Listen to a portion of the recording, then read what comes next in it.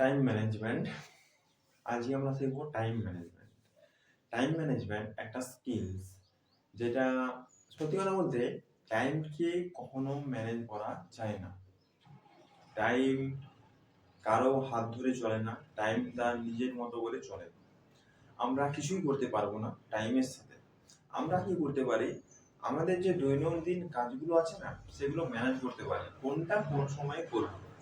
ঠিক আছে, মানে তোমাকে একটা টু ডু লিস্ট বানাতে হবে প্রতিদিন রাত্রিবেলা, যে আগামীকাল আগামীকাল কি কি কাজ করবো তার একটা লিস্ট তোমাকে বানাতে হবে। ঠিক আছে, প্রতি ঘন্টায় আমি কি কি কাজ করবো সেটা লিখতে হবে। আর তুমি যদি টাইম ম্যানেজমেন্টে মাস্টার হও, তাহলে তুমি সব কাজই করতে পারবে এবং অন্যদের থেকে অনেকটা এগিয়ে থাকবে। ঠিক আছে, মানে প্রত্যেকটা মানুষের প্রত্যেকটা আলাদা আলাদা ধরনের কাজ থাকে। হ্যাঁ, আমার আলাদা ধরনের কাজ, যেমন আমি কলেজে পড়ছি, আইটিআই কলেজে, তো আমার আলাদা ধরনের কাজ, একজন বিজনেসম্যানের আলাদা কাজ, বিভিন্ন ধরনের। এবার তোমাকে নিজের টাইমটা নিজেকে ম্যানেজ করতে হবে।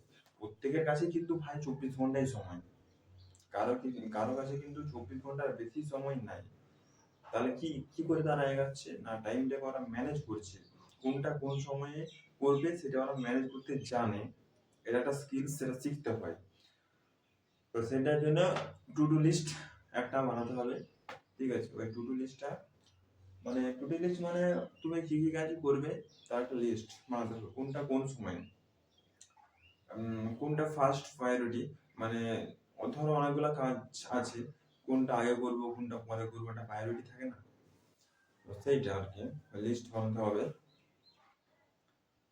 আর 1 মিনিটের মূল্য অনেক। ঠিক আছে, তুমি দেখবে যে শর্টস ভিডিও, ঠিক আছে, 1 মিনিট, 1 মিনিটও নয়, 10 সেকেন্ডের ভিডিও ভাইরাল। তাহলে ভাবো, সেকেন্ডের ভিডিও ভাইরাল মানে 1 সেকেন্ডেরই কত দাম। তাই প্রতিটা সেকেন্ড, প্রতিটা মিনিট, প্রতিটা ঘন্টার দাম আছে। সেই ঘন্টাটাকে ইউজ করো। ঠিক আছে, একটা দিন মানে অনেক দিন। ঠিক আছে, একটা দিন মানে অনেকটা ঘন্টা, 24 ঘন্টা। সেই কয়েক ঘন্টাকে তোমরা ইউজ করো এবং ব্যবহার করো নিজেদের নিজেদের জীবনে, এবং টাইম ম্যানেজমেন্ট স্কিলটা শেখো। এটা খুবই একটা ইম্পর্টেন্ট জিনিস, যেটা তুমি একবার যদি মাস্টার হতে পারো, তুমি 6 মাস মানে প্র্যাকটিস করো যে আমি কোনটা কোন সময়ে করব। ঠিক আছে, এরকমটা মেনটেন করো 6 মাস, দেখবে তুমি ফলটা তুমি পাবে, অন্যদের থেকে অনেকটা এগিয়ে থাকবে এবং সব কাজই তুমি করতে পারবে। টাইম টাইম ম্যানেজমেন্টে যদি তুমি মাস্টার হতে পারো, ঠিক আছে, তাহলে তুমি সব কাজই করতে পারবে।